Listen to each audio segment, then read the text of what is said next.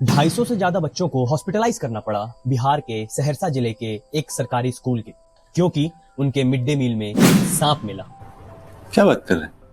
वैसे भी गरीब मजदूरों के बच्चे हैं वो, किसी नेता या बाबू के नहीं जो उनका खाने का ख्याल सरकार रखे। इस देश में सरकारी स्कूलों में बच्चों को पढ़ाना एक रिस्क है जो कि उनकी जान भी ले सकता है। गरीबों के बच्चे हैं, क्या करेंगे अच्छा खाना खा के, आगे चल के तो मजदूरी ही करनी है ना। यही सोच रखते हैं ये नेता, ये ब्यूरोक्रेट्स। इस देश में सिर्फ 3 चीजें चलती हैं, क्रिकेट, पॉलिटिक्स और मूवीज। इसके अलावा ना किसी को और कुछ देखना है और ना कुछ सुनना। अगर कोई डेवलप्ड कंट्री होती जहां ऐसा कुछ हो जाता तो उस देश में सरकार के पसीने छूट जाते, और हमारे यहाँ किसी को फर्क तक नहीं पड़ा। बात तो सही है। तो अपने यहाँ खाना मिलता है ना सरकारी स्कूलों में, वो खा के जानवर भी बीमार हो जाए।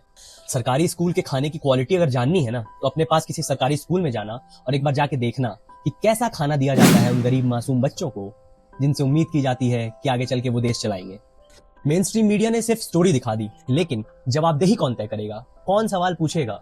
कौन मजबूर करेगा सरकारों को जवाब देने के लिए? जिस सरकार से उम्मीद की जाती है वो अच्छी शिक्षा और अच्छा खाना, अच्छा हेल्थ केयर प्रोवाइड करेगा, वही सरकार उन्हें इनडायरेक्टली मौत दे रही है। और हम विश्व गुरु बनना चाहते हैं। बच्चों का ठिकाना नहीं, उनको ठीक से खाना दे नहीं पाते और हम विश्व गुरु बनना चाहते हैं। बहुत बढ़िया। और ये सिर्फ बिहार की बात नहीं है, आए दिन देश के किसी न किसी कोने से ये खबर आती रहती है कि कभी खाने में सांप मिल गया, कभी छिपकली मिल गई, कभी कोई और जानवर मिल गया।